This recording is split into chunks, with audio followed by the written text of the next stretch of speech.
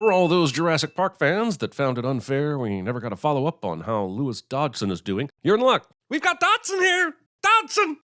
No one cares. You should care, as this is the literal man who was responsible for the entire Jurassic Park incident and everything that has transpired after that. Where he hopes to study the dinosaurs' ancient immune systems for unique pharmaceutical properties. The first two movies really did the whole evil military thinks dinosaurs will make great soldiers thing to death, so I'm glad we're moving on. I just wish we were moving on to something more interesting than big pharma, like the stock market or politics, or maybe actually showing the characters fighting dinosaurs in populated cities like the last movie promised. The entire Malta sequence is characters fighting dinosaurs in an urban city.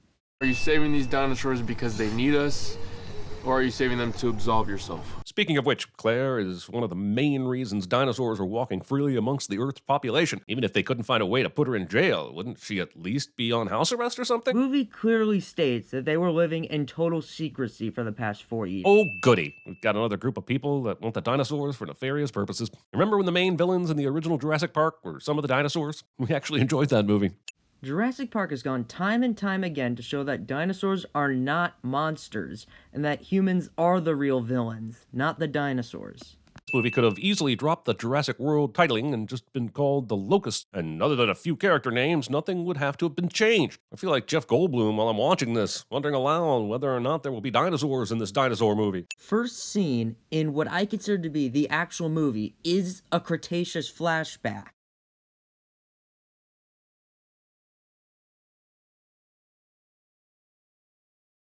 I need to go to their sanctuary and get DNA from another locust there. Why? What's wrong with this locust? Surely this will have all kinds of funky dino DNA in it, and combining that with the fact that it's only leaving biosyn seeds alone would be at least enough for a search warrant, right? I obviously totally think that you weren't even freaking listening. The whole point of why they're going there is to get a DNA from one locust compared to that locust. I am gonna get her back. I promise you that. Luckily for Owen, this dinosaur understands English. It seems you forgot that Owen imprinted on Blue and raised her from birth. You can listen in, but promise me you will not make contact. Now both Franklin and Barry have made it very clear that they're willing to help, but don't want Claire and Owen to interfere. So why did they fly them to Malta? Can't they listen in just as easily from back home, out of the way of temptation and the plot? I will ask you a simple question. If your child was kidnapped and you hired someone to rescue them, would you rather go with them to rescue your child, or in this case, adoptive child, or would you rather listen to them while they're doing that and having to give them instructions on what they look like?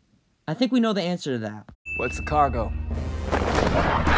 She is a dinosaur smuggler. Why was a cargo of dinosaurs surprising to you? He's asking what species of dinosaur is in there.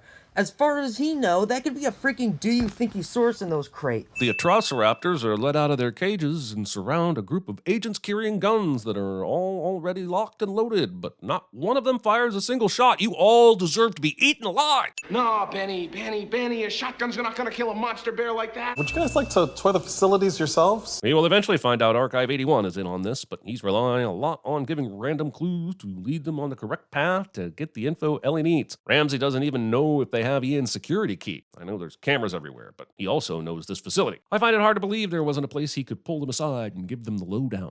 This scene earlier shows when they get the key, we see Ramsey right here, and the camera even focuses on him. Owen isn't shivering or wet enough to have just fallen into icy water, and he f***ing should be. I'm surprised he isn't dead from hypothermia and being cloned already. Owen has been said to be a Navy SEAL multiple times, and in this scene specifically. And if you didn't know, Navy SEALs actually go through training where they immerse their bodies in cold water to train them to be more resistant to cold temperatures. This movie in particular has a lot of random dinosaur encounters that essentially have nothing to do with the story. Sure, they look cool, but they're so inconsequential, I feel like they're just trying to stop me complaining about the movie not having enough dinosaurs. I find that hypocritical, as if these scenes did not actually happen, you would be complaining about that the movie didn't have enough dinosaurs, despite there are 33 species in this movie. Okay, which one of you nerds genetically engineered this dinosaur to wait in the dark and jump scare its prey to death? Was it you, Gary? It's called ambush hunting. Cool! Ian Malcolm fires a flaming spear into the giant "Don't F with me" asaur, and that's great for the trailer, but we literally just saw it eat one of these fiery locusts and immediately extinguish the flame. Why did this set it back so much?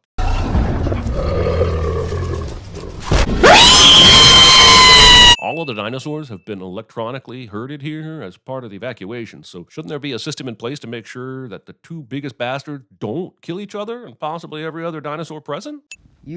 I'm pretty sure you forgot that all of the Biosyn employees have been evacuated, so there's nobody there to monitor the dinosaurs.